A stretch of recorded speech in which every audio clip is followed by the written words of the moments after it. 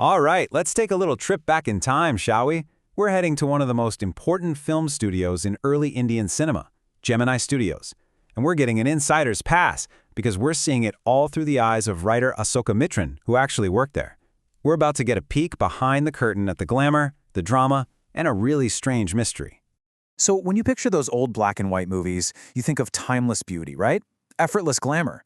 But have you ever stopped to think about what it really took to look that good on camera back in the 1950s? Well, the answer might not be what you expect. It wasn't some fancy beauty secret. Nope. It was, quite literally, truckloads of something called pancake. And I'm not talking about the kind you eat for breakfast. Yeah, Pancake was the brand name for the makeup they used on everyone at Gemini Studios. They bought so much of it, it arrived by the truckload. But here's the kicker. According to our insider, its main talent was turning a perfectly fine-looking person into a hideous, crimson-hued monster. So much for glamour.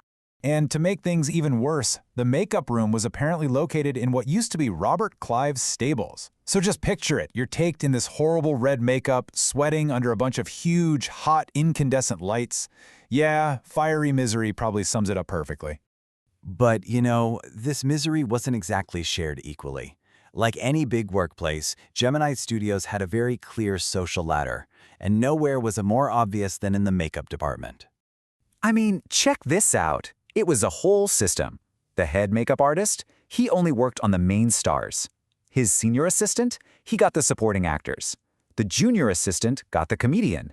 And way down at the bottom, the person responsible for slapping makeup on all the extras in the crowd was the office boy.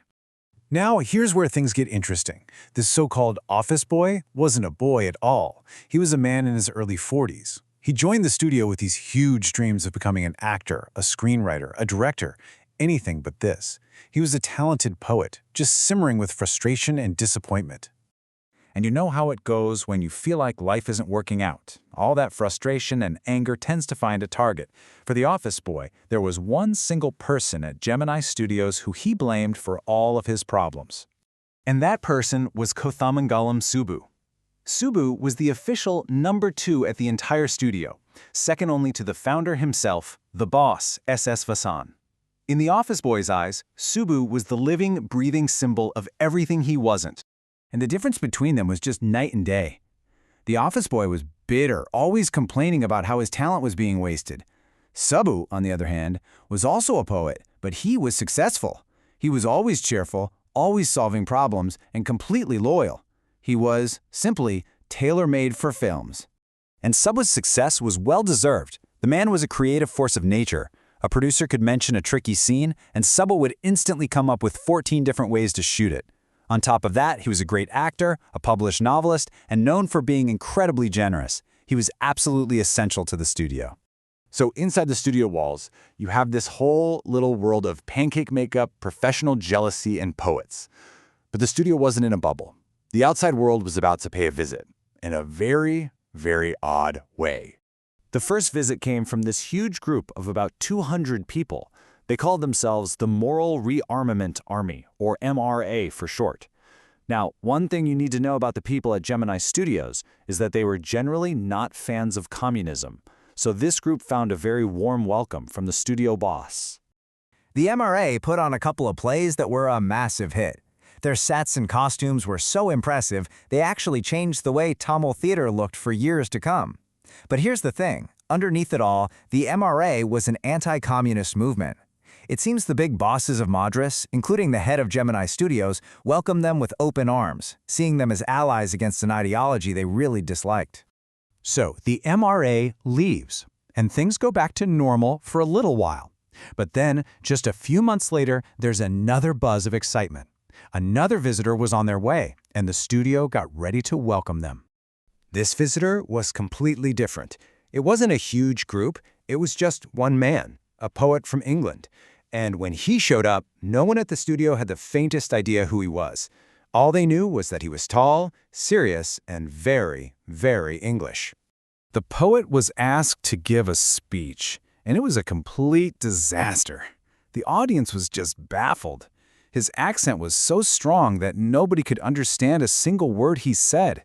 They just sat there for a whole hour, completely dazed and totally silent. Can you imagine how awkward that must have been? And this was the question on everyone's mind. Why on earth was an English poet visiting Gemini Studios? This was a place that made Tamil films for a local audience, people who mostly weren't reading English poetry.